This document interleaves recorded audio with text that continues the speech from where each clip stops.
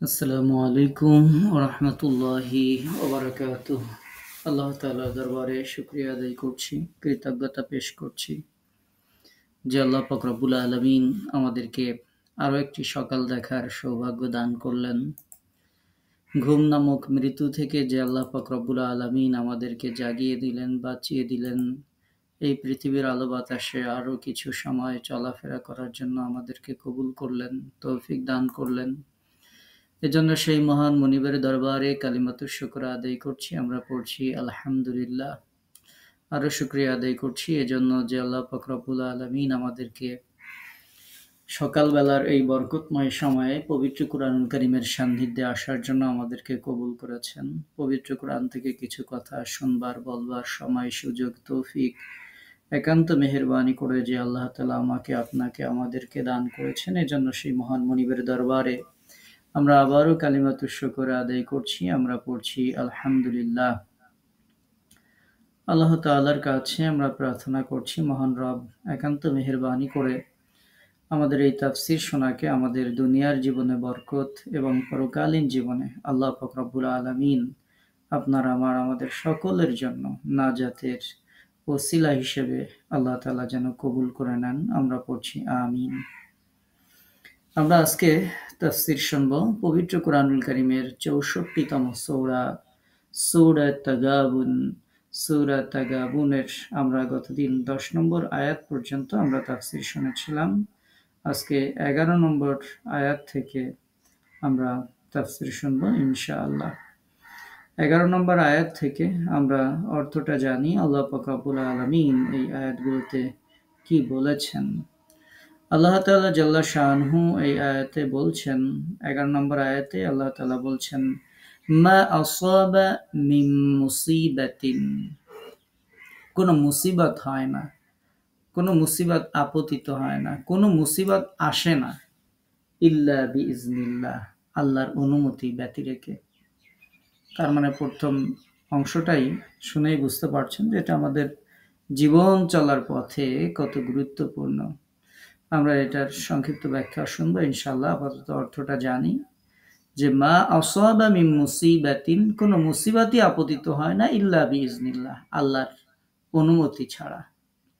ওয়া মান ইউমিন বিল্লাহ, আর যে ব্যক্তি আল্লাহর প্রতি বিশ্বাস আনে, ঈমান আনে, ইয়াহদি কলবাহু, আল্লাহ পাক রব্বুল আলামিন ইয়াহদি, তাকে হেদায়েত দেন, সৎ পথ পরিদর্শন করেন, কলবাহু, তার অন্তরকে, তার অন্তরে আল্লাহ তাআলা হেদায়েত দেন যে আল্লাহর প্রতি ঈমান আনে। ওয়াল্লাহু বিকুল্লি শাইইন আলিম, আর আল্লাহ পাক রব্বুল আলামিন সকল কিছু সম্পর্কে আলিম, তিনি খবর রাখেন, তিনি জানেন, তিনি অবগত। তাহলে আয়াতের অর্থ হচ্ছে আল্লাহর অনুমতি ছাড়া কোনো বিপদ, কোনো মুসিবত, কোনো কিছুই আপতিত হয় না। যে আল্লাহর প্রতি ঈমান আনে, আল্লাহ তার অন্তরকে সৎ পথে পরিচালিত করেন। আল্লাহ সকল বিষয়ে তিনি সর্বজ্ঞ, সবকিছু জানেন। ১২ নম্বর আয়াতে আল্লাহ তাআলা বলছেন, ওয়া আতিউ, তোমরা আনুগত্য করো, ওয়া আতিউল্লাহ, আল্লাহর আনুগত্য করো, ওয়া আতিউর রাসূলা, এবং আনুগত্য করো রাসূলের। ফাইন তাওয়াল্লাইতুম, যদি তোমরা মুখ ফিরিয়ে নাও, যদি তোমরা ফিরে যাও, ফাইন্নামা আলা রাসূলিনাল বালাগুল মুবিন, তবে তুমি জেনে রেখো, ফাইন্নামা, মূলত বা কেবলমাত্র, আলা রাসূলিনা, আমাদের রাসূলদের দায়িত্ব, রাসূলদের দায়িত্ব হচ্ছে বালাগুল মুবিন, স্পষ্টভাবে পৌঁছে দেয়া, সুস্পষ্টভাবে পৌঁছে দেয়াই হচ্ছে আমার রাসূলের দায়িত্ব। আয়াতের অর্থ হচ্ছে তোমরা আল্লাহর আনুগত্য করো এবং রাসূলের আনুগত্য করো, কিন্তু যদি তোমরা মুখ ফিরিয়ে নাও, তবে আমার রাসূলের একমাত্র দায়িত্ব হচ্ছে স্পষ্টভাবে এই বাণীকে পৌঁছে দেয়া। আল্লাহ তাআলা জাল্লা শাআনহু ১৩ নম্বর আয়াতে বলছেন, আল্লাহ, আল্লাহ, লা ইলাহা ইল্লাহু, যিনি ব্যতিরেকে আর কোনো ইলাহ নেই, উপাস্য নাই, মাবুদ নেই। ওয়া আলাল্লাহি এবং আল্লাহর উপরই ফালিয়াতাওয়াক্কালিল মুমিনুন মুমিনরা যেন ভরসা রাখে, অতএব মুমিনরা যেন ভরসা রাখে, ফালিয়াতাওয়াক্কাল অতএব মুমিনরা যেন ভরসা করে, ভরসা রাখে, আল মুমিনুন মুমিনরা আল্লাহর উপর যেন ভরসা রাখে। আগের যে শব্দ ওয়া আল্লাহ আল্লাহর উপর, তাহলে আয়াতের অর্থ হচ্ছে আল্লাহ, যিনি ছাড়া আর কোনো ইলাহ নেই, উপাস্য নেই, মাবুদ নেই, এবং এই আল্লাহর উপরই মুমিনরা যেন তাওয়াক্কুল করে, মুমিনরা যেন ভরসা করে। 14 নম্বর আয়াতে আল্লাহ তাআলা বলছেন, ইয়া আইয়ুহাল্লাযিনা আমানু, ওহে তোমরা যারা ঈমান এনেছো, হে ঈমানদারগণ, হে বিশ্বাসীগণ, ইন্না মিন আজওয়াজিকুম, ইন্না মানে নিশ্চয়ই, মিন মানে থেকে, আজওয়াজিকুম তোমাদের স্ত্রীদের মধ্য থেকে, ওয়া আউলাদিকুম এবং তোমাদের সন্তানদের মধ্য থেকে, আদুউন শত্রু রয়েছে, লাকুম তোমাদের জন্য। তাহলে এটুকুর অর্থ হচ্ছে, হে ঈমানদারগণ, নিশ্চয়ই তোমাদের স্ত্রীদের মধ্যে, তোমাদের সন্তানদের মধ্যে তোমাদের জন্য শত্রু রয়েছে। ফাহযারুহুম অতএব তুমি সতর্ক হও তাদের থেকে। ওয়া ইন তা'ফু আর যদি তুমি ক্ষমা করে দাও, যদি মার্জনা করো, যদি মাফ করে দাও, ওয়া তাসফাহু এবং যদি তুমি উপেক্ষা করো, পাশ কাটিয়ে যাও, ওয়া তাগফিরু এবং যদি তুমি তাদেরকে মাফ করে দাও, ফাইন্নাল্লাহ তবে নিশ্চয়ই আল্লাহ, গফুরুর রাহিম তিনি ক্ষমাশীল, তিনি মেহেরবান। আয়াতের অর্থ হচ্ছে, হে মুমিনগণ, তোমাদের স্ত্রী, তোমাদের সন্তান সন্ততি, কেউ কেউ তোমাদের দুশমন। আর এখানে আমরা স্ত্রীর অর্থ করতে গিয়ে শুধু স্ত্রী আমরা বলবো না, স্ত্রীর সাথে সাথে কোনো কোনো স্ত্রীদের জন্য স্বামীরাও দুশমন। তো এই জন্য আয়াতের অর্থ কোথাও কোথাও লেখা হয়েছে, নিশ্চয়ই তোমাদের স্বামী এবং স্ত্রীরা তোমাদের শত্রু। তো আপনারা আবার শুনে ভয় পেয়ে যাবেন না যে কেন আল্লাহ পাক রব্বুল আলামিন স্বামী এবং স্ত্রীদের কাউকে কাউকে আল্লাহ তাআলা শত্রু বলেছেন, সেটা নিশ্চয়ই কোনো কারণ আছে।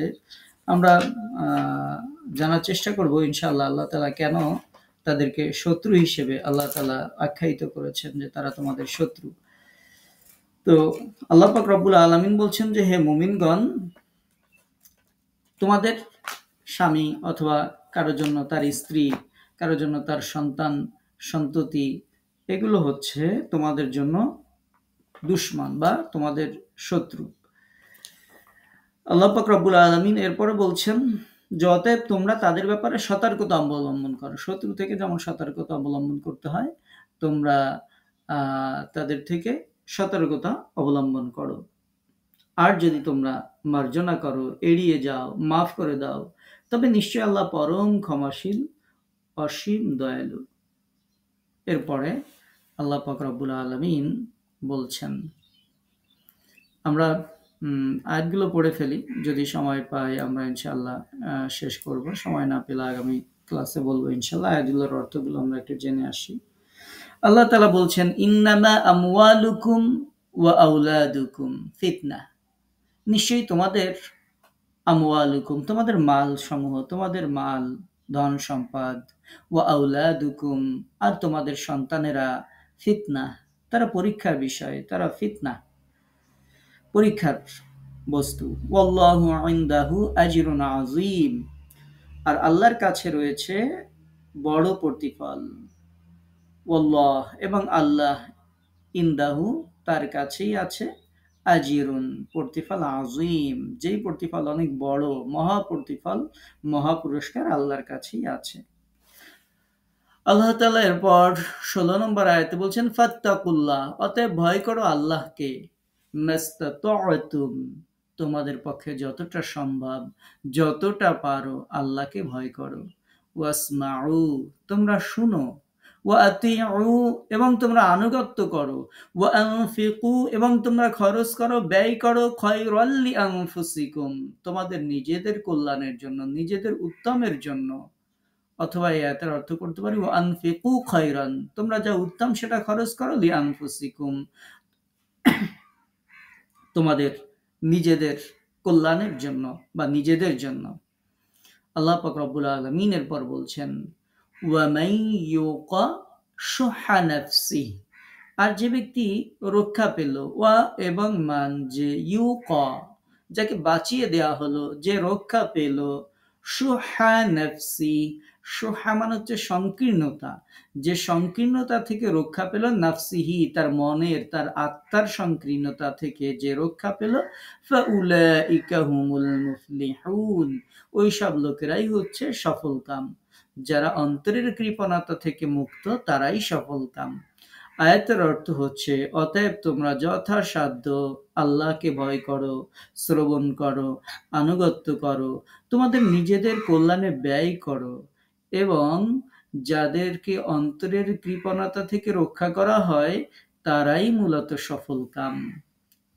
এরপর আল্লাহ পাক রব্বুল আলামিন বলছেন 18 নম্বর আয়াতে, তো করিদু, যদি তোমরা কর্জ দাও, ধার দাও, লোন দাও, আল্লাহকে যদি তোমরা কর্জ দাও, করদান হাসানা, কর্জে হাসানা, উত্তম কর্জ যদি তোমরা আল্লাহকে দাও, ইউদাইফুহু, তিনি তা বহুগুণে বৃদ্ধি করে দেবেন, লাকুম তোমাদের জন্য, ওয়ায়াগফির লাকুম, এবং তোমাদেরকে মাফ করে দেবেন, ক্ষমা করে দেবেন, ওয়াল্লাহু শাকুরুন হালিম, আর আল্লাহ পাক রব্বুল আলামিন শাকুর, কৃতজ্ঞ, গুণগ্রাহী, হালিম তিনি ধৈর্যশীল, পরম সহিষ্ণু।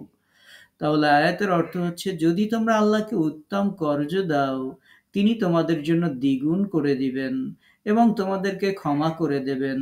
আল্লাহ তাআলা গুণগ্রাহী, তিনি পরম ধৈর্যশীল। এই সূরার সর্বশেষ আয়াতে আল্লাহ তাআলা বলছেন, আলিমুল গায়ব, যিনি গায়েব জানেন, অদৃশ্যের জ্ঞান যার কাছে আছে, যিনি অদৃশ্যের পরিজ্ঞাতা, ওয়া শাহাদা, এবং প্রকাশ্যেরও, আল আজিজ, এবং যিনি পরাক্রমশালী, আল হাকিম, যিনি প্রজ্ঞাময়। তাহলে আয়াতের অর্থ হচ্ছে, দৃশ্য এবং অদৃশ্য, প্রকাশ্য এবং গোপনের জ্ঞানী, মহাপরাক্রমশালী, প্রজ্ঞাময় তিনি, অর্থাৎ আল্লাহ তাআলা। তো এই ছিল আমরা যে আয়াতগুলো আজকে তাফসীর শুনব, সেই আয়াতের অর্থ।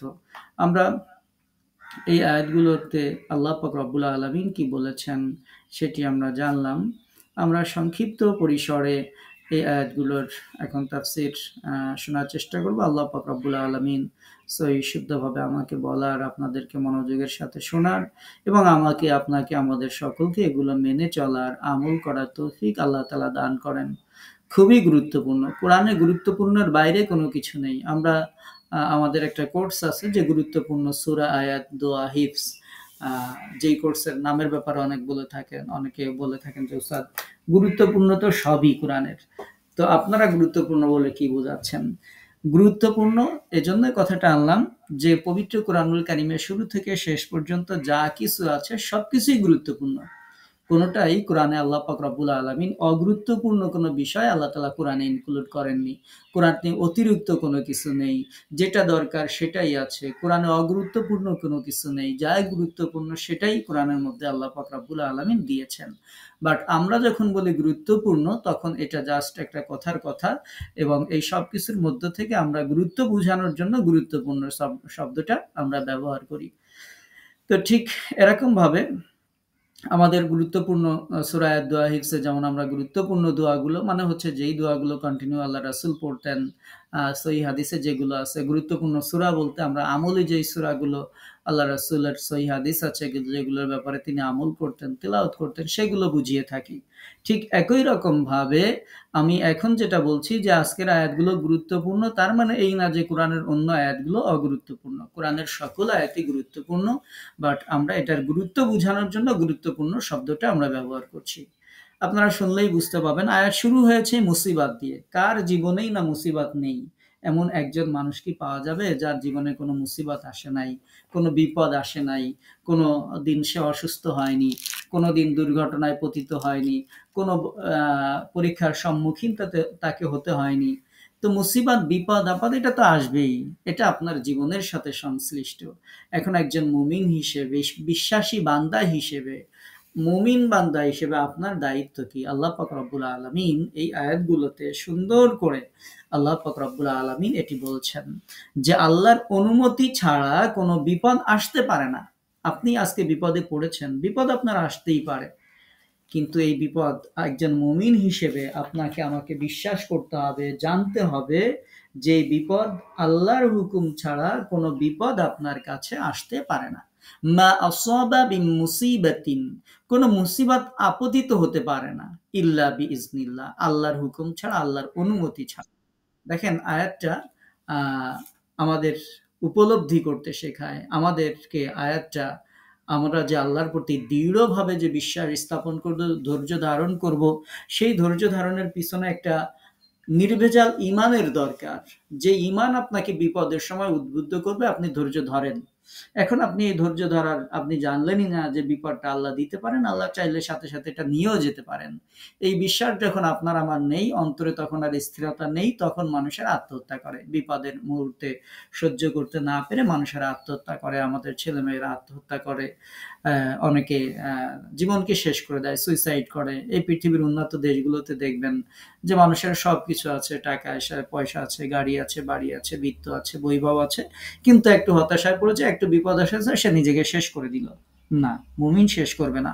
মুমিন তার অন্তরে দৃঢ়ভাবে বিশ্বাস স্থাপন করবে, আল্লাহর হুকুম ছাড়া, আল্লাহর অনুমতি ছাড়া, আল্লাহর আদেশ ছাড়া কোনো বিপদ আমার কাছে আসতে পারে না। যেহেতু বিপদ এসেছে, নিশ্চয়ই আল্লাহর এর পিছনে কোনো হিকমত আছে, কোনো কারণ অবশ্যই আল্লাহ পাক রব্বুল আলামিন দিয়েছেন। এই অংশ থেকে বা এই আয়াত থেকে আমরা শিখতে পারি যে আল্লাহর অনুমতিতেই কেবলমাত্র মানুষের কল্যাণ অথবা অকল্যাণ যেটা হয়, সেটা কেবলমাত্র আল্লাহর অনুমতি ক্রমেই হয়, অন্য কারো, অন্য কোনো মাধ্যমে আল্লাহ কোনো মানুষের কল্যাণ বা অকল্যাণ হতে পারে না। সূরা হাদীদের তাফসীর সম্ভবত আপনাদেরকে শুনিয়েছি। সূরা হাদীদের মধ্যে সম্ভবত 22 নম্বর আয়াতেও আল্লাহ পাক রব্বুল আলামিন এরকম বলেছেন। আয়াতটা আমার এই মুহূর্তে মনে নাই। তো আল্লাহ পাক রব্বুল আলামিন বলছেন, পৃথিবীতে তোমাদের উপর ব্যক্তিগত বিপদ হতে পারে বা সম্মিলিত বিপদ হতে পারে। যত বিপর্যয় আসে সেগুলো সংঘটিত করার পূর্বে তা লিপিবদ্ধ থাকে এবং আল্লাহর পক্ষ থেকে এটা খুবই সহজ। এটা হচ্ছে সূরা হাদীদের যে আয়াতের রেফারেন্স আপনাদেরকে দিয়েছি, সূরা হাদীদ 57 নম্বর সূরা 22 নম্বর আয়াত। সেই আয়াতে আল্লাহ তাআলা এরকম কথা বলেছেন যে পৃথিবীতে বিপর্যয়, ব্যক্তিগতভাবে তোমাদের উপর যে বিপর্যয় আসে, আমি তা সংগঠিত করার পূর্বেই তা লিপিবদ্ধ থাকে। তো আল্লাহর পক্ষে এটা খুবই সহজ। এখন কোনো লোকের উপর কোনো বিপদ আপতিত হলে তার এটা বিশ্বাস করা উচিত যে এই বিপদ আল্লাহর ফয়সালার ক্রমেই হয়েছে, আল্লাহর নির্ধারণ ক্রমেই এটা আমার উপর আপতিত হয়েছে। সুতরাং তার উচিত ধৈর্য ধারণ করা, আল্লাহর মর্জির উপর স্থির থাকা, আর সে যেন সওয়াব এবং কল্যাণ লাভের যেন সে আশা রাখে, সে যেন আল্লাহর ফয়সালাকে দ্বিধাহীন চিত্তে সে যেন মেনে নেয়। তাহলে আল্লাহ তাবারাকা ওয়া তাআলা তার অন্তরে একটা হেদায়েত দান করবেন, যেই হেদায়েতের মাধ্যমে তখন সঠিক বিশ্বাসের ঔজ্জ্বল্য সে অন্তরে সে দেখতে পাবে। আবার কোনো কোনো সময় এমনও হবে, ওই বিপদের বিনিময়ে আল্লাহ তাআলা তার দুনিয়াতে অফ্রান্ত কোনো কল্যাণ আল্লাহ তাআলা তার উপর নাজিল করে দেবেন। ইবনে আব্বাস রাদিয়াল্লাহু তাআলা আনহু বলছেন যে তার ঈমান দৃঢ় হয়, সে বিশ্বাস রাখে যে তার বিপদ যেটি তার উপর আপতিত হয়েছে তা আপতিত হওয়ারই ছিল, এবং যা আপতিত হয়নি তা আপতিত হওয়ার ছিলই না। তো বিপদ আসবেই। মুমিন বান্দার অবস্থা হচ্ছে যে বিপদ যখন আসবে তখন অবশ্যই অবশ্যই আল্লাহর উপর ইস্তেকামত থাকতে হবে, আল্লাহর উপর তাওয়াক্কুল করতে হবে যে আল্লাহ পাক রব্বুল আলামিন তার জীবনে লাভ ক্ষতি দিবেন, তার উপর দুঃখ ক্ষয়ক্ষতি আসবে। তো সদা সর্বদা সর্ব অবস্থায় একজন মুমিন ব্যক্তি বিশ্বাস করবে যে তার যত দায়িত্ব আছে, যেই ইমানের দিকে আল্লাহ পাক রব্বুল আলামিন তাকে আহ্বান জানিয়েছেন, এই ইমান যখন বান্দা গ্রহণ করলো, তখন সে বিশ্বাস স্থাপন করবে যে প্রত্যেকটি জিনিসের কৃতিত্ব, প্রত্যেকটি জিনিসের দায়িত্ব কেবলমাত্র আল্লাহ পাক রব্বুল আলামিনের, এবং তিনি এই বিশ্বাস রাখবেন ভালো মন্দ যাই হোক কেবলমাত্র আল্লাহর অনুমতিক্রমেই সংগঠিত হয়ে থাকে। এই সত্য মেনে নিলে ঈমান আনা হয়। যদি কেউ এই সত্য মেনে না নেয় তাহলে তিনি ঈমানদার হতে পারেন না। তাকে বিশ্বাস করতে হবে জীবনের শুভ অশুভ যাবতীয় ঘটনার মুখোমুখি হওয়ার সময় মুমিন বিশ্বাস করবে যে এটা আল্লাহর পক্ষ থেকেই হয়েছে। এবং আমরা এই সূরা নাজিলের প্রেক্ষাপট যদি একটু দেখেন, তাহলে এরকম ঘটনা এর পিছনে আছে। এই সূরা নাজিলের হওয়ার সময় কোনো কোনো তাফসিরে উল্লেখ করা হয়েছে বাস্তবিক পক্ষে এই মুমিনদের মধ্যে এমন কোনো ঘটনা হয়তো সংঘটিত হয়েছিল অথবা মুশরিকদের সাথে হতে পারে, যার ফলশ্রুতিতে আল্লাহ পাক রব্বুল আলামিন এই আয়াত নাজিল করেছিলেন। তবে পটভূমি যাই হোক, এটা মুমিনের অন্তরে ঈমানী ভাবধারা সৃষ্টি করবে। এটি একটি গুরুত্বপূর্ণ দিক যে মুমিন বান্দা তার ঈমানের আলোয় সে দেখতে পায় যে তার লাভ লোকসান, সুখ দুঃখ যা কিছু অর্জিত হচ্ছে সেটা আল্লাহর পক্ষ থেকে। যখন মুমিন বান্দা এই ঈমান তার অন্তরে আনবে, তখন তার অন্তরটা স্থির হয়ে যাবে, মনটা শান্ত হয়ে যাবে, অবিচল হয়ে যাবে। দুঃখ, ক্ষয়ক্ষতি কোনো কিছু হলে তখন সে ধৈর্য ধারণ করতে শিখবে। আর যখন সে সুখে শান্তিতে থাকবে, তখন সে শুকরিয়া আদায় করবে।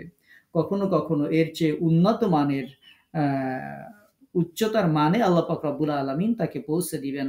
ফলশ্রুতিতে ঈমান যখন বৃদ্ধি পাবে, আমি বারবার ঈমানের কথা বলছি, এটা এর পরেরটুকু মার্কিং করা হয়নি, এর পরের অংশের মধ্যে রয়েছে। আল্লাহ পাক রব্বুল আলামিন বলছেন যে তোমাদের উপর যে মুসিবত অবতীর্ণ হয় সেটি আল্লাহর অনুমতি ছাড়া অবতীর্ণ হতে পারে না, আল্লাহর অনুমতিতেই মুসিবত আসে। এর পরের অংশটা দেখেন, যেটা আমি আন্ডারলাইন করেছি। আল্লাহ তাআলা বলছেন ওয়ামাই ইউমিন বিল্লাহ, যে আল্লাহতে বিশ্বাস রাখে, ইয়াহদি কলবাহ, আল্লাহ পাক রব্বুল আলামিন তার কলবে হেদায়েত দেন। এই হেদায়েত সম্পর্কে আমি বলছি যে এটা হচ্ছে তার অন্তরে এমন একটা নূর আল্লাহ পাক রব্বুল আলামিন দান করেন, অন্তরে এমন একটা স্থিরতা আল্লাহ পাক রব্বুল আলামিন দান করেন, বান্দা কোনো বিপদে আর হতাশাগ্রস্ত হয় না।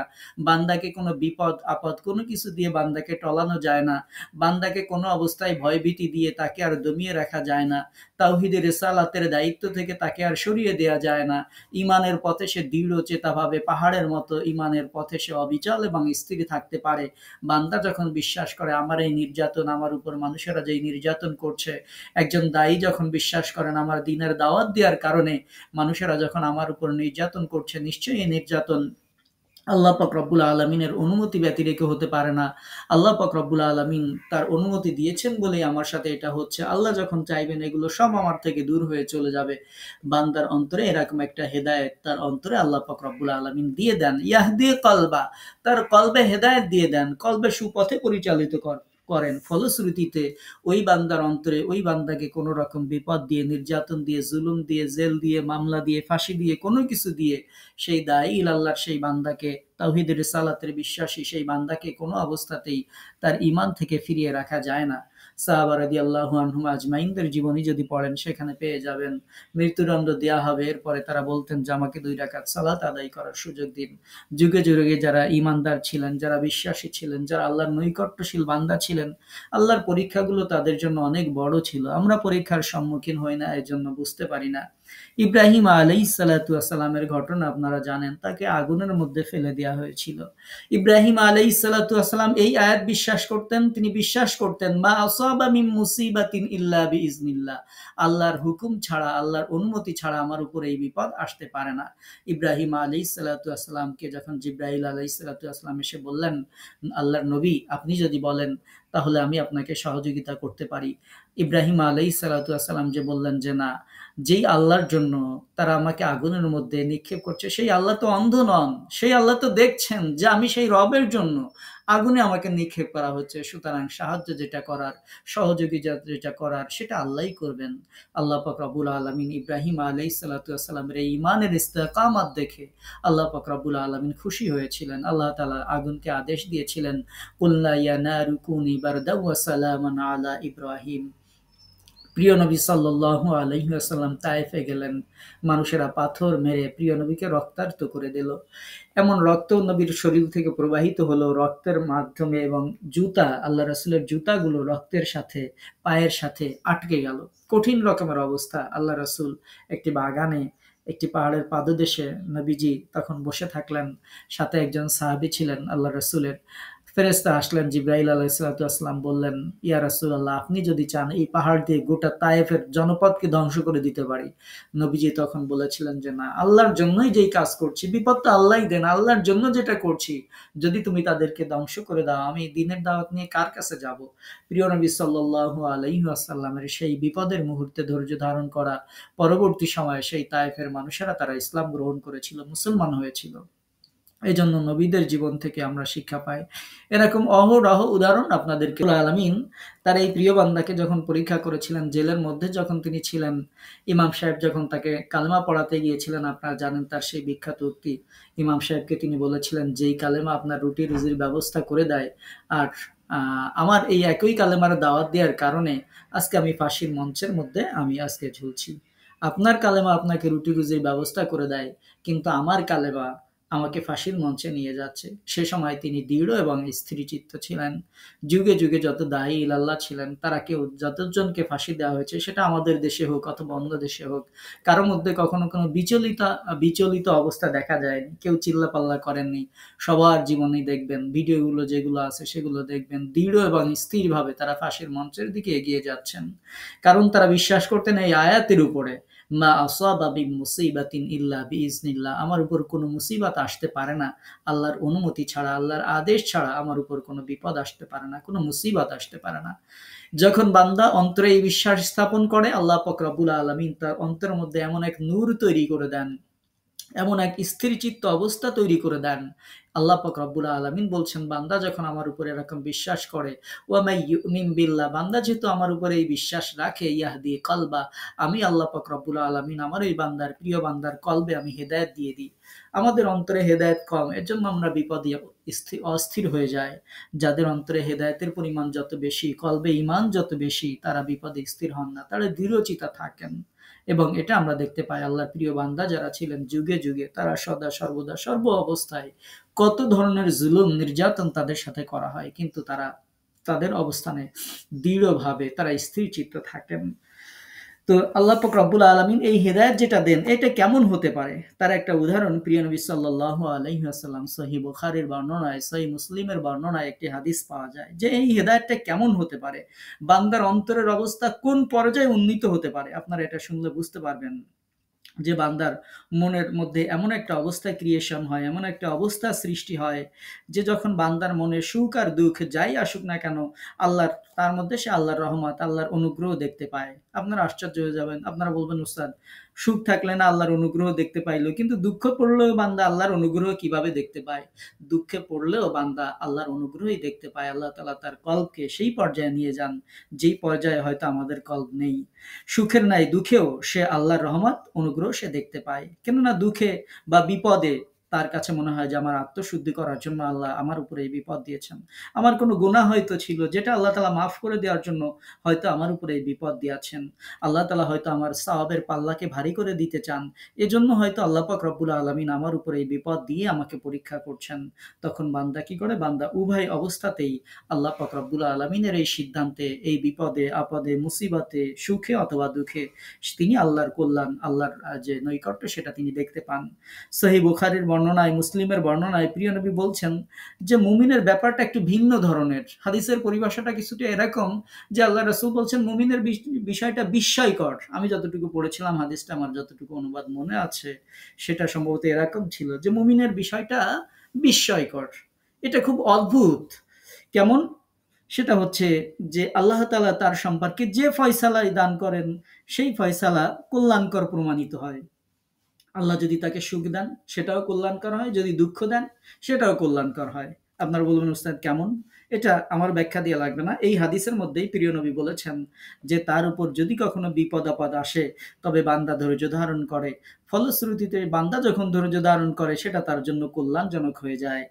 আর যদি কোনো আহ আহ, সুখ শান্তি যদি কিছু এসে যায়, নিয়ামত যদি পায়, তাহলে বান্দা কি করে? তখন আবার বান্দা শুকরিয়া আদায় করা শুরু করে দেয়।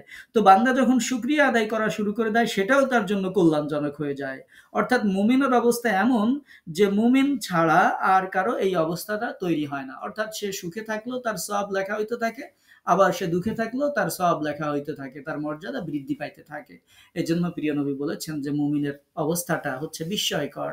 মুমিনের অবস্থা হচ্ছে ভিন্নতর, যেখানে স্বাভাবিক মানুষ বিপদে পড়লে চিল্লা পাল্লা হা হুতাশ অনেক কিছু শুরু করে দেয়, কিন্তু মুমিন এটা শুরু করে না।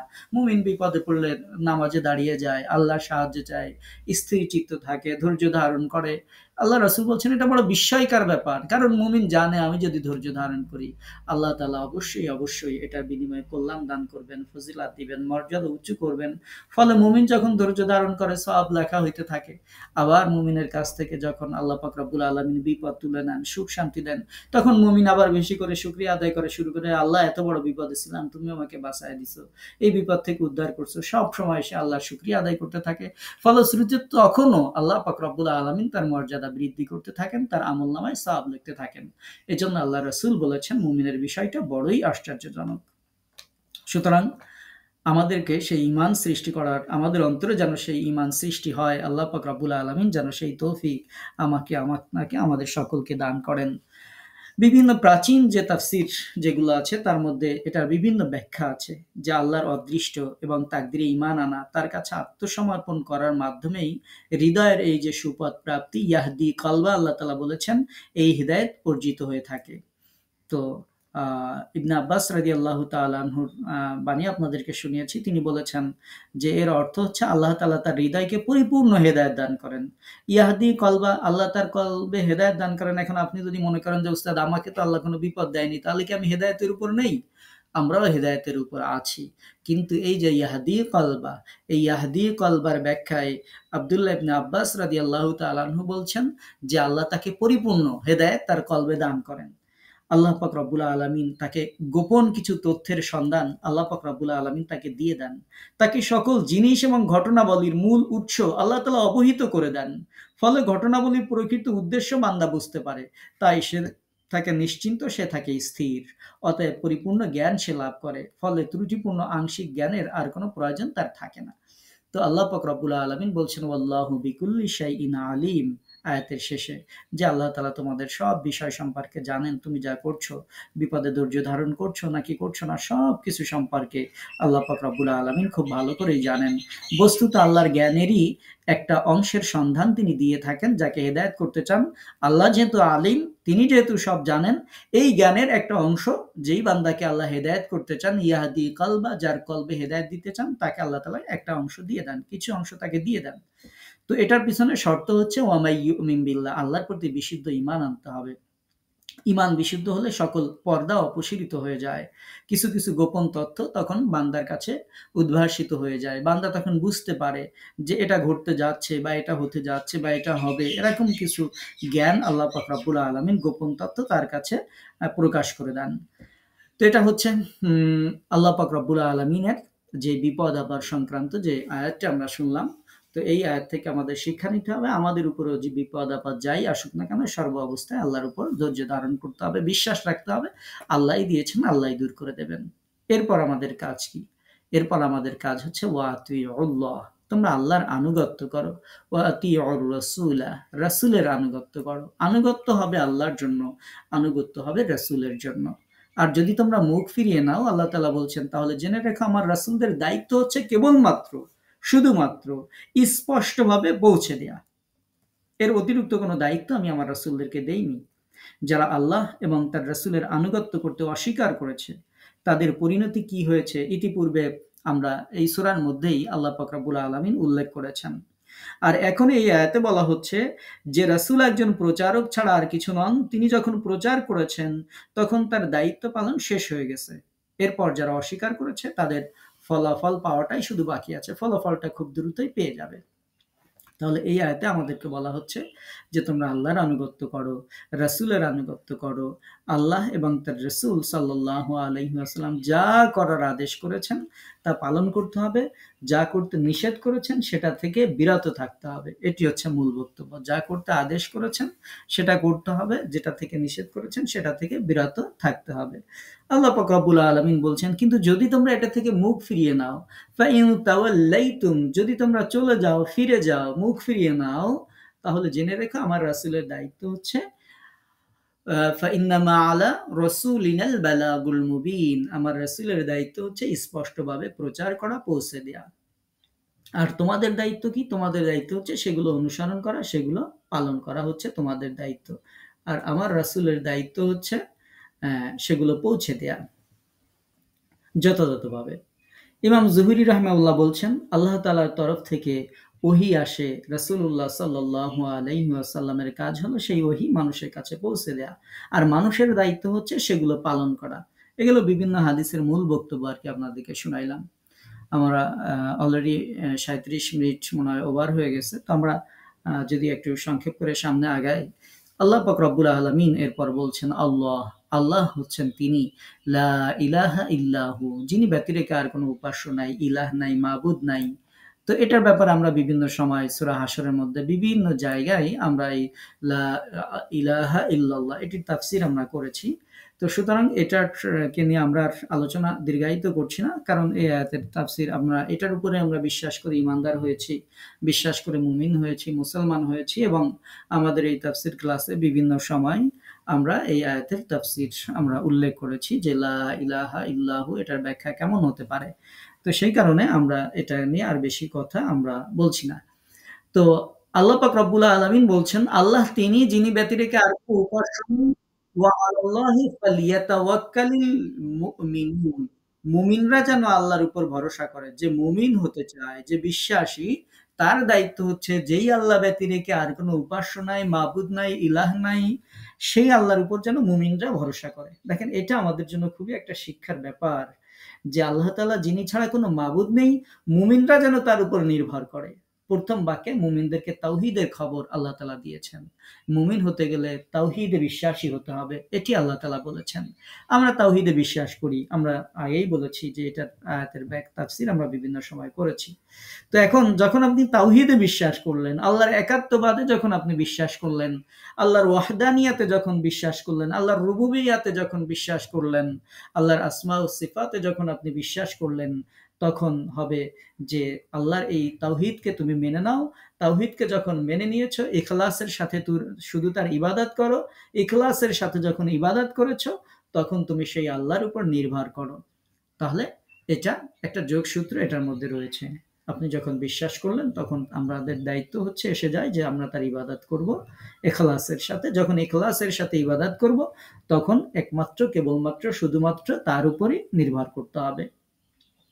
আর আল্লাহ পাক রব্বুল আলামিন বলছেন ওয়ামান ইয়াতাওয়াক্কাল আলাল্লাহ, যে আল্লাহর উপর নির্ভর করে, আল্লাহই তাআলা তার জন্য যথেষ্ট হয়ে যান। যদি কেউ আল্লাহর উপর নির্ভর করে, আল্লাহ তাআলাই তার জন্য যথেষ্ট হয়ে যান। তার জন্য অন্য কোনো সাহায্য সহযোগিতা কারো সহযোগিতার দরকার নাই।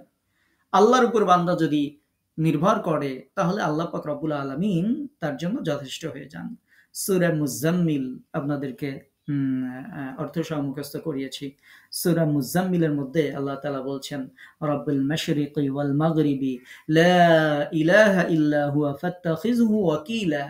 তিনি পূর্ব পশ্চিমের মালিক, তিনি পূর্ব পশ্চিমের অধিকর্তা, তিনি ব্যতীত কোনো ইলাহ নেই। অতএব তাকেই তোমরা কর্মবিধায়ক রূপে গ্রহণ করো, আল্লাহকেই তোমার ওয়াকিল হিসেবে গ্রহণ করো। আল্লাহ পাক রব্বুল আলামিনকে কর্মবিধায়ক হিসেবে মেনে নাও। এই আয়াতে আল্লাহ তাআলা বলছেন, আল্লাহর ওয়াহদানিয়াতে যেহেতু বিশ্বাস করেছো, ওয়া আলাল্লাহি ফালিয়াতাওয়াক্কালিল মুমিনুন, মুমিন যেহেতু হয়েছো, তোমার দায়িত্ব হচ্ছে আল্লাহর উপর ভরসা করা, দুনিয়ার কারো উপর ভরসা করা নয়। আমরা একটু বিপদে পড়লে দৌড় দিই দেখা যায় চেয়ারম্যান সাহেবের কাছে, যা বলি আপনি যদি আমাকে না বাঁচান তাহলে আমাকে কেউ বাঁচাইতে পারবে না।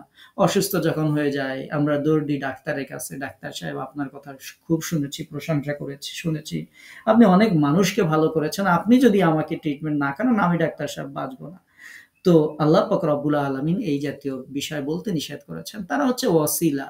তাদের হাতে যদি আল্লাহ শেফা রাখেন, ছোট্ট কোনো জিনিসের ওসিলায় আপনার শেফা হয়ে যাবে। যদি আল্লাহ তাআলা ওই ডাক্তারের হাতে আপনার জন্য শেফা না রাখেন, পৃথিবীর সবচেয়ে বড় ডাক্তারও আপনার চিকিৎসা হবে না। চেয়ারম্যান সাহেবের মাধ্যমে আল্লাহ যদি বিপদ থেকে আপনাকে উদ্ধার করার পরিকল্পনা যদি আল্লাহর থাকে, তাহলে কিছুটা উপকার পাবেন। যদি না থাকে তাহলে পাবেন না। কিন্তু মুমিন বান্দা কখনো মানুষের কাছে গিয়ে এই কথা বলবে না যে আপনি যদি না বাঁচান আমাকে কেউ বাঁচাইতে পারবে না। এটা শিরিক হয়ে যাবে। আল্লাহ পাক রব্বুল আলামিন বলছেন, বিপদ যত বড় হোক, মুসিবত যত বড় হোক, বিশ্বাস যেহেতু তুমি আমাকেই করেছো, লা ইলাহা ইল্লাল্লাহ বলে যেহেতু সাক্ষ্য তুমি আমাকেই দিয়েছো, সুতরাং তুমি আমার উপর ভরসা করবে বান্দা। অন্য কোথাও তোমাকে দৌড়াইতে হবে না। আমি তোমার এমন মালিক, তোমার এমন রব, তুমি যদি আমার উপর ভরসা করো আমি তোমার জন্য যথেষ্ট হয়ে যাব, তোমার কারো কাছে দৌড়ানোর দরকার নাই। তুমি তো সলাতের মধ্যে দাঁড়িয়ে আমার সামনে বলেছো ইয়াকা না'বুদু ওয়া ইয়াকা নাস্তাইন, হে আল্লাহ কেবলমাত্র তোমার ইবাদত করি আর কেবলমাত্র তোমার কাছেই সাহায্য চাই। তুমি তো প্রত্যয় যুক্ত করে তুমি তো আমার ওহদানিয়তের সাক্ষ্য দিয়েছো। তুমি তো বলেছো আল্লাহ কারো ইবাদত করি না, একমাত্র কেবলমাত্র শুধুমাত্র ইয়াকা না'বুদ, বা আল্লাহ আমরা কেবলমাত্র তোমার ইবাদত করি আর কারো ইবাদত করি না। যেখানে অন্যান্য ধর্মের অনুসারীরা বিভিন্ন দেব দেবী বিভিন্ন কিছুর উপাসনা যেখানে করে, বৃষ্টির জন্য ইন্দ্রদেবীর কাছে প্রার্থনা করে, শক্তির জন্য মা কালীর কাছে প্রার্থনা করে, ঐশ্বর্যের জন্য মা দুর্গার কাছে প্রার্থনা করে, এভাবে জ্ঞানের জন্য সরস্বতীর কাছে প্রার্থনা করে। আমরা আমাদের দেশের প্রচলিত যে ধর্মমতগুলো আছে বিশেষ করে হিন্দু ধর্ম, তার একটা উদাহরণ আপনাদেরকে দিলাম, যে সেখানে দেখা যাচ্ছে এক একটা শক্তির জন্য এক একজনের প্রার্থনা করছে, এক একজনের উপাসনা করছে, এক একজনের পূজা করছে।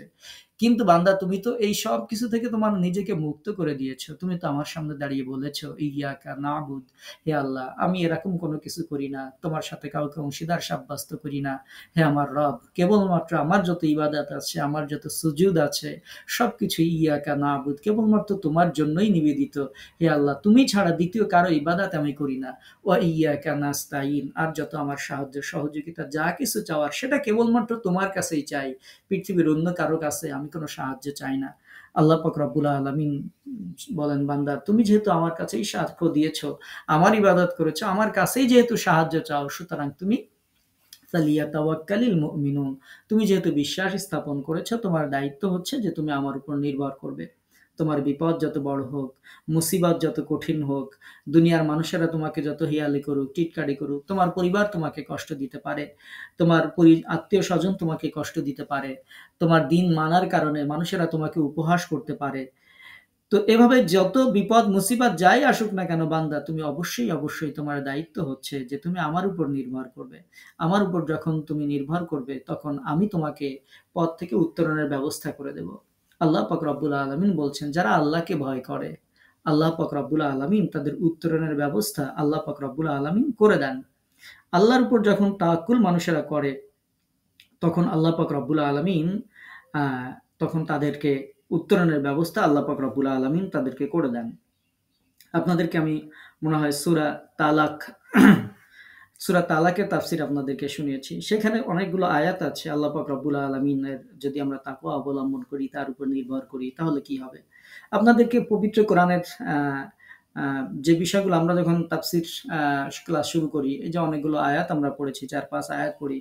মনে হয় যে ৪-৫ আয়াত এই কথা বলার মতো কোনো ভাষা হয়তো আমরা খুঁজে পাবো না, তাফসীর হয়তো আমরা পাবো না। কিন্তু একটা আয়াত যখন আমরা বলা শুরু করি তখন আমরা দেখতে পাই যে সেই আয়াতের সংশ্লিষ্ট কত আয়াত রয়েছে। আল্লাহ পাক রব্বুল আলামিন কত ভাবে কত জায়গায় আমাদেরকে বোঝানোর চেষ্টা করেছেন। আল্লাহ পাক রব্বুল আলামিন, আপনারা যদি সূরা আনফাল পড়েন, সূরা আনফালের শুরুতেই আপনারা দেখবেন আল্লাহ পাক রব্বুল আলামিন বলছেন, ইন্নামাল মুমিনুনা আল্লাযীনা ইযা যুকিরাল্লাহু ওয়াজিলাত কুলুবুহুম।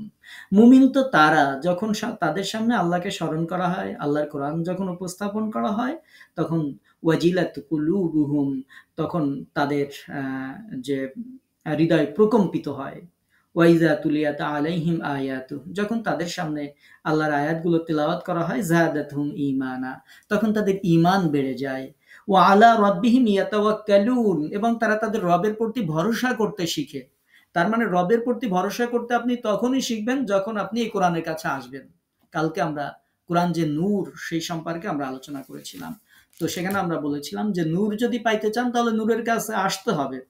আর সূরা আনফালের যে আয়াতটি আপনাদেরকে শুনাইলাম সেখানে আল্লাহ তাআলা বলছেন যে ভরসা করা যদি শিখতে চাও তাহলে এই কোরআনের কাছে আসতে হবে। তখন তোমার ঈমান বৃদ্ধি পাবে, তোমার হৃদয় প্রকম্পিত হবে। আল্লাহর উপর কিভাবে তাওয়াক্কুল করতে হয় সেটা তুমি তখন শিখতে পারবে যখন তুমি কোরআনের কাছে আসবে।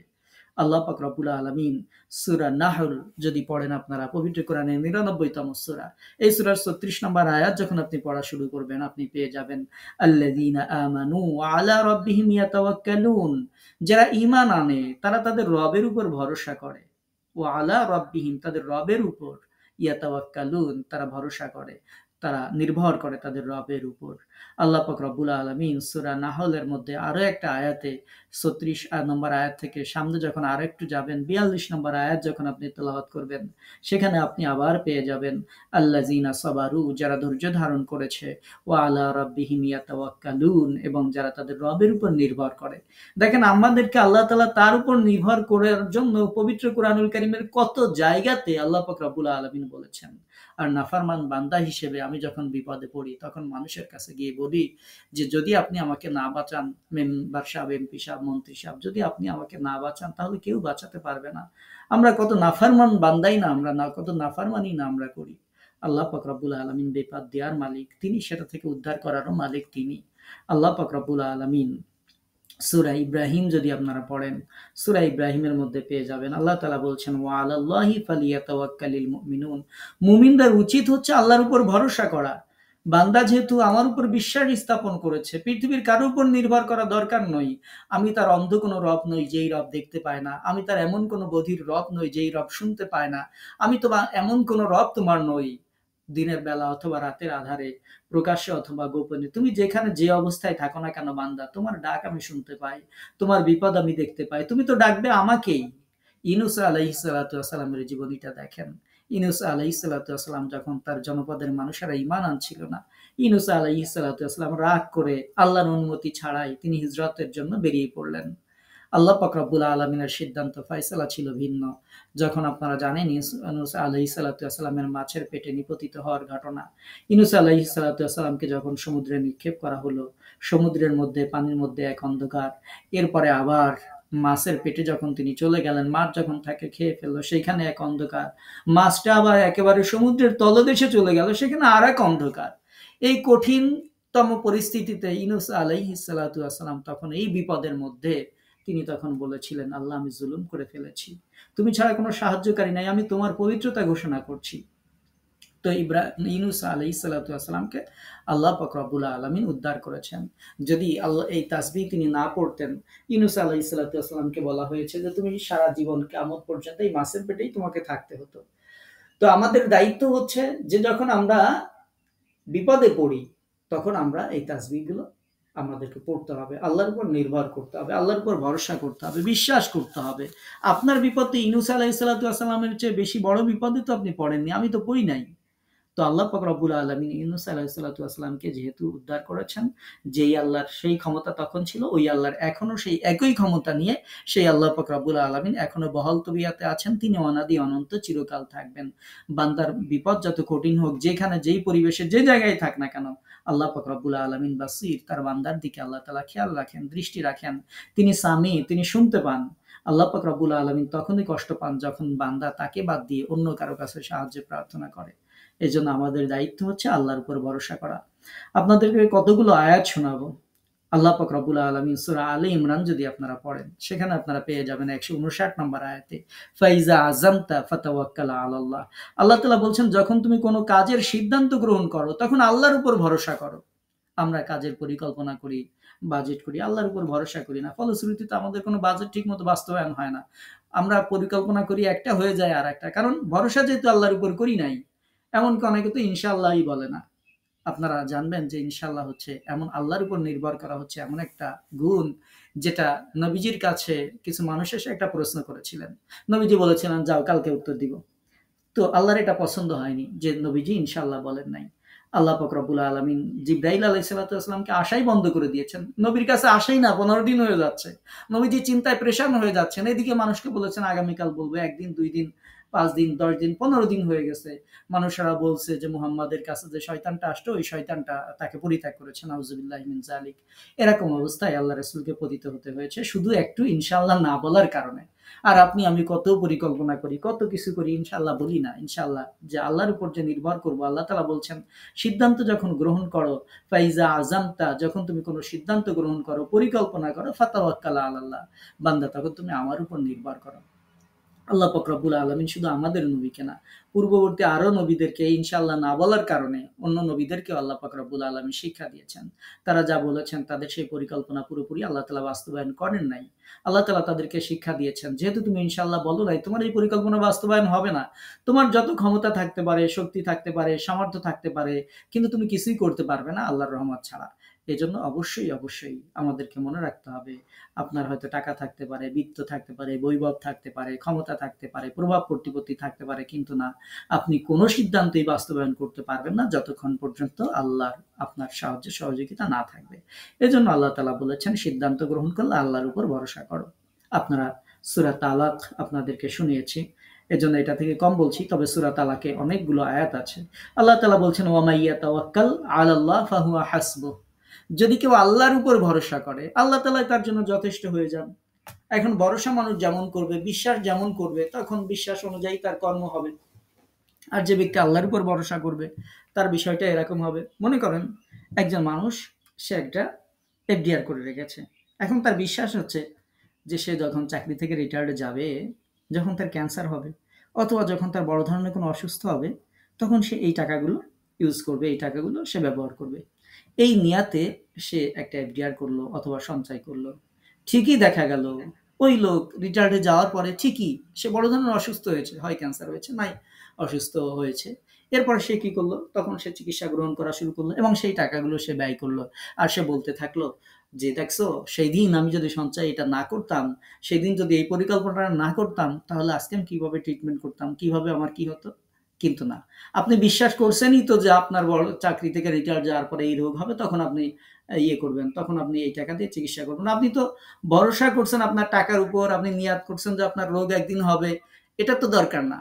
আপনি বিশ্বাস করবেন, ওয়া মান ইয়াতাওয়াক্কাল আলাল্লাহ, আল্লাহর উপর ভরসা করলে ফাহুয়া হাসবুহ, তিনি তার জন্য যথেষ্ট হয়ে যাবেন। আপনি ক্যান্সারের নিয়াত কেন করবেন?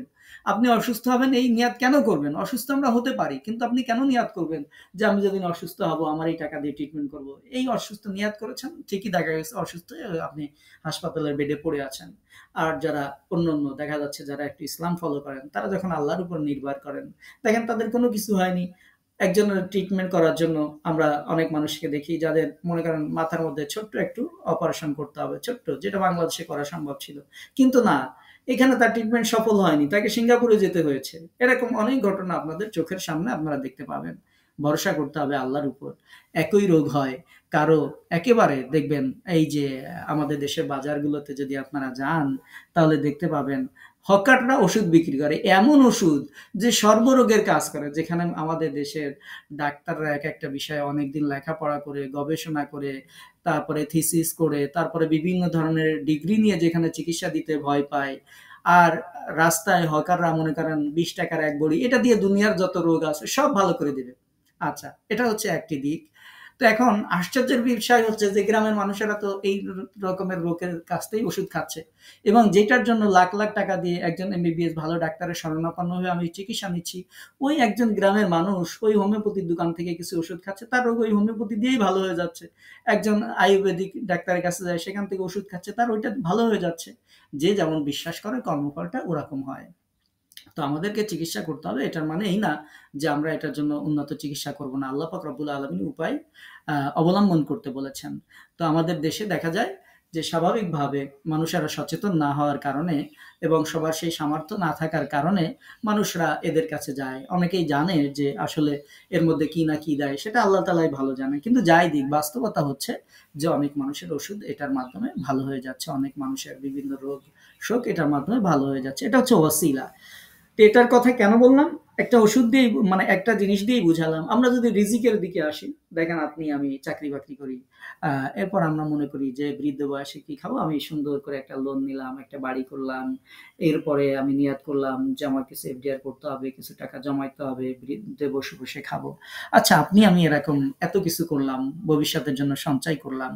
আপনি আমি বাদে এই পৃথিবীতে মানে পৃথিবী বাদ দিলাম বাংলাদেশে। বাংলাদেশে আমরা কয় লক্ষ মানুষ চাকরি করি। মনে করেন আমাদের সরকারি চাকরিজীবী আছি আমরা কয়েক লক্ষ মাত্র।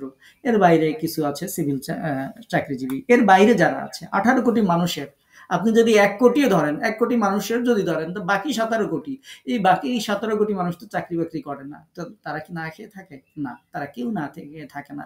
আপনি যখন আপনার অফিসে বের হন, তখন আপনার অফিসের সামনে রাস্তার মোড়ে ছোট্ট একটা ছাতা নিয়ে তার নিচেই পানের কিছু খিলি, কিছু চাপ যেই লোকটা বিক্রি করে, সেও তার 3 সদস্যের সংসার, যার সমস্ত দোকান মিলাইলেও যার 2,000 টাকার পুঁজি হবে না, তারও 3 সদস্যের সংসার ওই পানের দোকানের মধ্যে থেকে আল্লাহ চালায় দেয়। তারও সংসারে বিয়ে শাদী হয়, তারও সংসারে রোগ শোক হয়, সেও মেয়ে বিয়ে দেয়, সেও মানুষকে দাওয়াত করে খাওয়ায়, তারও সব কিছু ওটার মধ্যে দিয়ে চলে যায়। রিজিকের মালিক রাজ্জাক তিনি এমন। আল্লাহ পাক রব্বুল আলামিন বলেছেন, বান্দা যখন আমার উপর ভরসা করে, শুধু বান্দা না, যে কোনো সৃষ্টি যখন আমার উপর ভরসা করে, ফাহুয়া হাসবু, আমি তার জন্য যথেষ্ট হয়ে যায়। রিজিকের আলোচনায় আমরা এগুলো বিস্তারিত আলোচনা করেছি, যে আমরা যদি পাখির দিকে তাকাই, প্রাণীর দিকে তাকাই, একটা পাখি সকালবেলা খালি পেটে বের হয়ে যায়, আল্লাহর উপর ভরসা করার কারণে আল্লাহ পাক রব্বুল আলামিন কোনো পাখিকে তার পেট পরিপূর্ণ করে না ধরে আল্লাহ পাক রব্বুল আলামিন তাকে তার বাসায় ফিরান না। যদি কেউ আল্লাহর উপর ভরসা করে, ফাহুয়া হাসবু, সূরা তালাকের 3 নম্বর আয়াত। আল্লাহ তাআলা বলছেন আল্লাহই তার জন্য যথেষ্ট হয়ে যান। তো সুতরাং আপনাকে আমাকে সিদ্ধান্ত নিতে হবে যে বিপদ যত বড় হোক, যাই কিছু হোক না কেন, আল্লাহর উপর ভরসা করা শিখতে হবে, আল্লাহর কাছে দোয়া করা শিখতে হবে। আমরা দোয়া না করতে করতে আল্লাহ রাসূলের দোয়ার হাদিসগুলো যদি আপনারা একটু পড়েন, আদাবুল মুফরাদ আছে ইমাম বুখারী রাহমাতুল্লাহ আলাইহির সংকলিত, সেটা যদি পড়েন, আপনারা দেখতে পাবেন যে আল্লাহ রাসূল কত দোয়া করতেন। আমরা এই দোয়া থেকে গাফেল থাকি, দোয়া থেকে দূরে থাকি, জানি না ঠিক মতো কোন দোয়াগুলো আল্লাহ রাসূল করতেন, তার দোয়া করবো কি। তো এইভাবে আমরা যদি দোয়াগুলো অনুসরণ করতে চাই, যদি আমরা দোয়াগুলো পড়তে চাই, তাহলে দেখবেন যে সেই দোয়াগুলোর মধ্যে সব আল্লাহ রাসূল কিভাবে প্রার্থনা করতেন সেটা লেখা আছে, কারণ তিনি জানতেন যে আল্লাহর অনুমতি ছাড়া, হুকুম ছাড়া কিছুই হয় না। আচ্ছা, আমরা অনেকগুলো আয়াত আপনাদেরকে শোনালাম, যে তাওয়াক্কুল বা ভরসা করার উপরে। আমাদের সময় দেখছি শেষ হয়েছে, যে সঙ্গত কারণেই আমরা সামনে আর অগ্রসর হতে পারছি না। সর্বশেষ একটি ঘটনা দিয়ে আপনাদেরকে, যেই ঘটনা আমাদের যে আল্লাহ রাসূলের জীবনীর উপর, যে সিরাতের উপর আমরা যে সেমিনার নিয়েছিলাম, সেই সেমিনারে মনে হয় আপনাদেরকে শুনিয়েছিলাম যে আল্লাহ রাসূল সাল্লাল্লাহু আলাইহি ওয়াসাল্লাম এবং আবু বকর সিদ্দিক রাদিয়াল্লাহু তাআলা আনহু যখন সাওর পর্বতের গুহায় ছিলেন, সেই সময় কুরাইশরা পদচিহ্ন বিশারদদেরকে নিয়ে আল্লাহ রাসূল যেই দিক দিয়ে গিয়েছেন, এই রাস্তা খুঁজতে খুঁজতে, পায়ের চিহ্ন খুঁজতে খুঁজতে একেবারে সাওয়ারের গুহার একেবারে মুখে পৌঁছে গেছেন। আওয়াজ শোনা যাচ্ছে, গুহার মধ্য থেকে আওয়াজও শোনা যাচ্ছে। আবু বকর সিদ্দিক রাদিয়াল্লাহু তাআলা আনহু বললেন, ইয়া রাসূলুল্লাহ, আমরা তো ধরা পড়ে গেলাম, নিচে এখানে বসে আছি, উপরে তো ওদের কথা শোনা যায়, দেখা যায়, ইয়া রাসূলুল্লাহ, ধরা তো পড়েই গেলাম। আবু বকর রাদিয়াল্লাহু তাআলা আনহুকে আল্লাহ রাসূল বলেছিলেন, আবু বকর, লা তাহজান, ভয় করো না, ইন্নাল্লাহা মাআনা, নিশ্চয়ই আল্লাহ আমাদের সাথে আছেন। তো এটা হচ্ছে মানুষের তাওয়াক্কুল, এটা হচ্ছে নবীদের তাওয়াক্কুল, এবং তারা ধরতে পারে নাই, টেরও পায় নাই আল্লাহ রাসূল ওখানে আছেন। যখন আল্লাহর উপর ভরসা করেছেন, আল্লাহ তাআলা কোনো মেকানিজমের মাধ্যমে তাদের দৃষ্টিভঙ্গিকে ফিরিয়ে দিয়েছেন, ঘুরিয়ে দিয়েছেন। তো আমরা যদি আল্লাহর উপর ভরসা করি, তাহলে অবশ্যই অবশ্যই আল্লাহ পাক রব্বুল আলামিন এভাবে আমাদেরকে হেফাজত করবেন। তো এরকম ঘটনা মুসা আলাইহিস সালাতু ওয়াস সালামের জীবনেও আছে, যে মুসা আলাইহিস সালাতু ওয়াস সালামের জীবন সূরা শুআরার মধ্যে যেই ঘটনা উল্লেখ করা হয়েছে। আমরা ইনশাআল্লাহ ধারাবাহিক তাফসীর যেহেতু আপনারা শুনছেন, আপনারা যদি লেগে থাকেন, তাহলে ইনশাআল্লাহ আস্তে আস্তে আমরা আপনাদেরকে শোনাইতে পারবো। আল্লাহ যদি আমাকে হায়াত দেন, আপনারা যদি বেঁচে থাকেন, ইনশাআল্লাহ আমরা শুনতে পারবো। তো আমরা যেহেতু সময় শেষ, সেহেতু আজকে আর দীর্ঘায়িত করছি না। আমরা আজকের তাফসীর থেকে যতটুকু আমরা শিখলাম, সেটি হচ্ছে আজকে ৩টা আয়াতের মাত্র তাফসীর আমরা শুনেছি, ছোট্ট ছোট্ট ৩টা আয়াত। তার প্রথম আয়াতে ছিল আল্লাহর অনুমতি ছাড়া কোনো বিপদ আসে না। তার মানে বিপদ যিনি দিবেন, তিনিই বিপদ থেকে উদ্ধার করবেন, এই জন্য তার কাছে সাহায্য চাইতে হবে। আর দুনিয়াতে আমরা অছিলা বা যে কোনো কিছু আমরা অবলম্বন করতে পারি, সেটা এই তাওয়াক্কুলের বিপরীত নয়। যে দুনিয়াতে আমরা কোনো জিনিসে অছিলা ধরলাম, এমন না যে আপনি রোগ হলে ডাক্তারের কাছে যাইতে পারবেন না, আপনি আল্লাহর উপর ভরসা করে বাসায় বসে থাকবেন। ইসলামের তাওয়াক্কুল সেই তাওয়াক্কুল না। ইসলামের তাওয়াক্কুল হচ্ছে আপনি আল্লাহর কাছে দোয়া করবেন, আল্লাহ আমার রোগ সেরে দাও। আপনি ডাক্তারের কাছে যাবেন, দোয়া করবেন, আল্লাহ এই ডাক্তারের ওসিলায় আমার রোগটা সেরে দাও। আপনার সার্জারি করা লাগবে, দেখা যাচ্ছে আপনার এখানে ইনফেকশন হয়েছে, এখন আপনি ওইটা নিয়ে বসে থাকলেন, মনে করলেন যে আল্লাহর উপর ভরসা করলে সে আল্লাহ ছেড়ে দেবে। ইসলামের তাওয়াক্কুল এটা না। ইসলামে আল্লাহর নবী বলেছেন যে তোমরা ঘোড়া আগে বাঁধবে, এরপরে আল্লাহর উপরে ভরসা করবে। মানে উপায় উপকরণ যেগুলো বাহ্যিক, সেগুলো ইসলামে গ্রহণ করতে বলা হয়েছে। কোনোটা থেকে মুখ ফিরিয়ে বৈরাগ্যবাদের মতো একেবারে গোড়া হতে ইসলাম বলে নাই। তো ভরসা করতে হবে আল্লাহর উপর, কিন্তু উপায় অবলম্বন করতে হবে। অসুস্থ হলে ডাক্তারের কাছে যাইতে হবে, যে জিনিসের জন্য যেখানে যাইতে হয় সেটার জন্য চেষ্টা করতে হবে, আর আল্লাহর উপর ভরসা করতে হবে। এটা আমরা শিখলাম। 2 নম্বর আয়াতে ছিল যে আমরা আল্লাহর আনুগত্য করব, আল্লাহর রাসূলের আনুগত্য করব, সেইখান থেকে কোনো অবস্থাতেই মুখ ফিরিয়ে নেওয়া যাবে না। এটা হচ্ছে 2 নম্বর আয়াতের শিক্ষা ছিল। এবং সেই আয়াতের শিক্ষা হচ্ছে আল্লাহ রাসূল যা করতে বলেছেন সেগুলো করব, যা থেকে বিরত থাকতে বলেছেন সেগুলো থেকে বিরত থাকব। 3 নম্বর আয়াত হচ্ছে যারা আল্লাহর উপর ভরসা করে, আল্লাহ মুমিনদের উচিত হচ্ছে আল্লাহর উপর ভরসা করা। আমরা আল্লাহর উপরই ভরসা করব, আমাদের সমস্ত কাজে, সমস্ত কথায়, সমস্ত ক্ষেত্রে আমরা আল্লাহর উপর নির্ভর করব। তবে যেটি বলেছি সেটা আবারও উল্লেখ করে দিচ্ছি, এই আল্লাহর উপর নির্ভর হওয়ার মানে এই না যে আমি সকালবেলায় বাসার মধ্যে একেবারেই বসে থাকবো, আল্লাহ যেহেতু রাজ্জাক, আমার রিজিক দিয়ে দিবেন, সুতরাং রিজিক আমার এখানে চলেই আসবে, এই বিশ্বাস করে বাসার মধ্যে বসে থাকার নাম তাওয়াক্কুল না। তাওয়াক্কুল হচ্ছে যেমন পাখি বিশ্বাস করছে যে আল্লাহ আমার রিজিক দিবেন, এরপরে সে রিজিকের জন্য বাগানে যাচ্ছে, বিভিন্ন জায়গায় যাচ্ছে, পাহাড়ে যাচ্ছে, এখানে যাচ্ছে, সেখানে যাচ্ছে, আল্লাহ পাক রব্বুল আলামিন তার রিজিক তার কাছে হাজির করে দিচ্ছেন। তাওয়াক্কুল মানে হচ্ছে আপনি কাজ করবেন, প্রচেষ্টা করবেন, আর সেই প্রচেষ্টার মাধ্যমে আল্লাহ পাক রব্বুল আলামিন আপনার সেই জিনিসটার ব্যবস্থা আল্লাহ তাআলা করে দিবেন। আপনি অসুস্থ হবেন, আপনি ওষুধ খাবেন, আল্লাহর কাছে ওষুধ খাওয়ার সময় দোয়া করবেন যে আল্লাহ তোমার উপর নির্ভর করলাম, তুমি